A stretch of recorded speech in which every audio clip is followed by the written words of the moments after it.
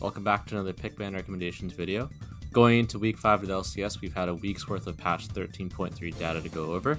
So the focus of this video is to illustrate the changes the patch had on the meta, and to show the main risers and fallers of patch 13.3. Just for your information, all the data is from February 19th. So there's probably more up-to-date data on Games of Legends, which I'll link down below if you'd like to use it. The main change to the top lane meta is the fall of Cassante. He's fallen to 8th in presence, but is still a fine pick with 5 picks and a low ban count of 2.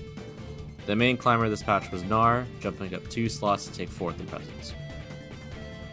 Elise continues to be high in presence, but is still banned out way too much to consider in fantasy pick ban.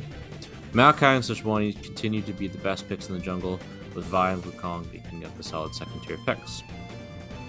Mid lane had Azir, Akali, and Jace all rise in priority, with Azir taking the top slot in the mid lane. Mid lane is relatively untouched this patch, but the changes to Annie and LeBlanc have bumped up their priority, and now sit in the top 9 presence. ADC is still much of the same, with Lucian, Zeri, Caitlyn all being high in presence, with Zeri getting through much more often than the other two. Ezreal and Xayah were big benefiters this patch, and both have shot up the priority list. Xayah is likely due to the recon buffs we saw in the patch notes, and the added benefit of Navori Quickblades becoming much stronger this season. Karma, Annie, and Rakan are all the biggest risers in the support role, with Yuumi being completely erased from the meta. The support meta appears to still favor enchanter supports, with Karma, Lulu, Nami, and Annie being the highest present supports, not named Dash, who has banned way too much to look at for fantasy. And here's a couple of NA trends to look out for. Maokai is 100% presence, but is not banned often, only being banned 4 times and being picked 11. He's the perfect jungler to pick, with low risk of him being banned and a high chance of him being picked by almost any jungler in the league. The most common Phase 1 bans are Ashe, Elise, and Caitlyn. Phase 1 bans are bans done before any champion is picked for either team, which is important for fantasy, because if a champion is commonly being banned in Phase 1, players almost never have a chance to choose it, meaning you could probably steer clear from choosing Ashe, Elise, or Caitlyn.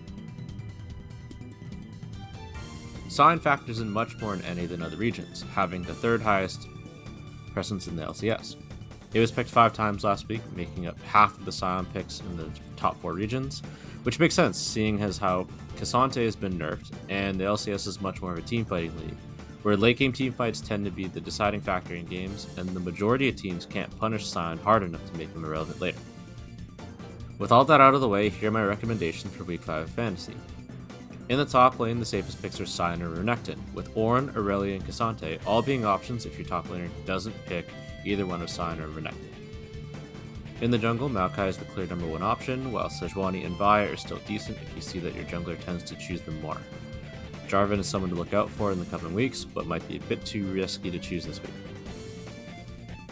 For mid lane, my recommendations continue to be Azir and Sylas, with Yone, Talia, and Victor all being decent secondary options. For bot, Zeri and Lucian are still the best 2 picks, while you could try any one of Xayah, Aphelios, or Sivir if you need to choose someone a little more risky this week. And finally for support, Lulu and Nami are still on top with Annie, Thresh, Rakan, Nautilus, all being champs to look at. For champs you should avoid, don't choose Ashe, Elise, or Caitlyn, because they're all banned quite often and they're not likely to be available. Thanks for watching, hope you enjoyed this week's episode. Probably won't be able to get a video out about the waiver wire and the schedule breakdown like I did last week. I'm having a bit of a busy week, but I'll link a Medium article that I've made down below so that you guys can still get my thoughts on the teams going to next week, and who you should be looking out for. And as always, if you're debating on something going into your fantasy week, feel free to ask anything in the comment section. Thanks for the support, and I hope you guys win your week.